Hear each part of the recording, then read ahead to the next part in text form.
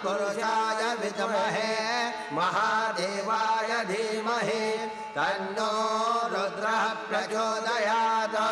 ईशानः सर्वविद्यानां ईश्वरः सर्वभूतानां ब्रह्माधिपतिर्ब्रह्मणोऽधिपतिर्ब्रह्मा शिवो मे अस्तु सदा शिवों सर्वेषां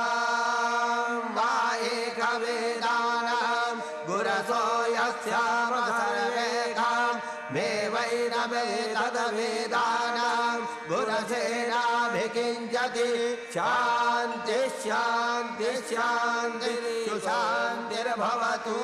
सर्वारिष्टशान्तिर्भवतु अनेन पूजनपूर्वकरुद्राभिषेककर्मण कृतेन भवानी शङ्कर महाकालेश्वर महारुद्र प्रीयतां नमः सदाशिवा।